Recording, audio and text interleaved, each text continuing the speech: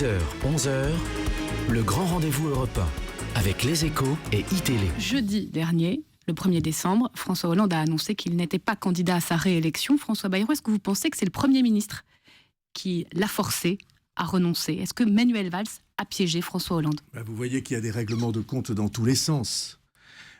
Qu'il y ait eu une pression de Manuel Valls sur François Hollande, je crois que c'est établi. Je crois même qu'il l'a dit dans le journal du dimanche il y a 8 jours. Donc, de ce point de vue-là, ce n'est pas une surprise. Mais que maintenant, le clan de François Hollande se retourne contre Manuel Valls en faisant la cible, ça me paraît tout aussi évident. Ça n'est pas pour moi l'intéressant. L'intéressant, c'est de savoir quelles sont les lignes que, pour le pays, vont porter les uns et les autres. Mais le 1er décembre, quand vous avez vu peut-être ou entendu François Hollande, qu'est-ce que vous avez pensé en le regardant ou en l'écoutant? Est-ce qu'il y a eu une émotion partagée? J'ai parce pensé... que c'est quelqu'un que vous connaissez? Oui. Ou vous vous êtes dit, il a bien fait? J'ai pensé que c'était honorable. J'ai pensé qu'il y avait une grande émotion en lui. Il avait la voix blanche.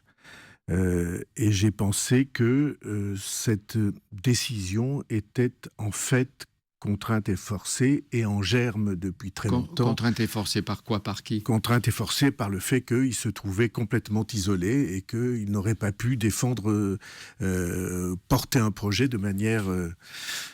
positive, ou en tout cas avec l'espoir de l'emporter. Je pensais qu'il pouvait pas être élu, et je le pense depuis très très longtemps, et je le lui ai dit depuis très très longtemps, parce qu'il a commis, à mon sens, une erreur qui est une erreur fondamentale. Il a refusé de changer le système politique français, et il est resté dans l'ancienne habitude d'une gauche qui n'existe plus contre, si au début, une droite qui il avait voulu vous donner une place parce que vous l'aviez soutenu. Il n'a pas pu le faire parce qu'il y avait une majorité qui était tellement divisée, avec une tunique en morceaux. Ce n'est pas le sujet.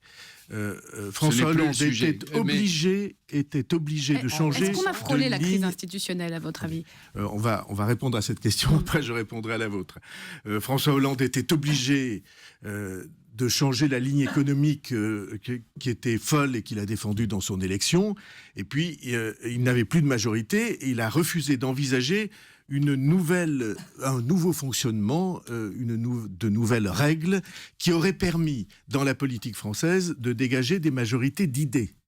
Il en est resté au camp contre camp. Seulement, comme son camp n'était plus avec lui, il était vous l'avez fichu. dit, c'est plus le sujet. Dit depuis longtemps. Myriam Ankawa ou Nicolas Barré?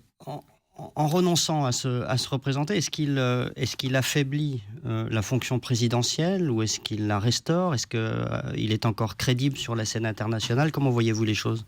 Non, je pense qu'il n'affaiblit pas la fonction présidentielle. Je pense que ce qui aurait affaibli la fonction présidentielle, c'était ce scénario fou qui était envisagé d'une participation d'un président de la République à une primaire où il aurait affronté des candidats sans responsabilité, pendant qu'il avait à assumer la fonction de président de la République et de garant de l'institution et de représentants qui ont payé leurs cotisations. François Bayrou, ce renoncement inédit dans la Ve République nous met en situation de crise institutionnelle.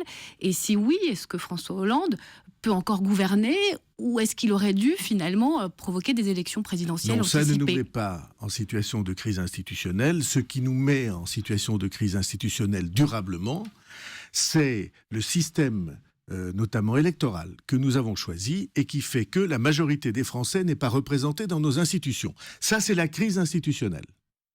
Le fait que 60% des Français soient exclus de la représentation et que la représentation soit monopolisée par deux partis dominants mais minoritaires fait qu'on ne peut pas conduire de politique et qu'au bout du compte, on se retrouve dans une sécession des Français, des citoyens par rapport au pouvoir. Ça, c'est la crise institutionnelle. Que vous répétez, sans doute avec raison depuis des années, et que vous répétez aujourd'hui parce qu'il reste valable et d'actualité. Que je répète et que je répéterai et que je ne cesserai de répéter.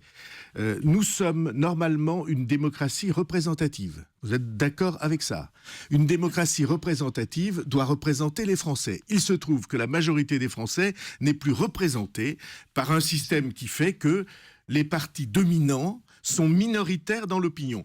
Tant qu'on ne prendra pas en compte cette nécessité-là, on sera devant la crise institutionnelle.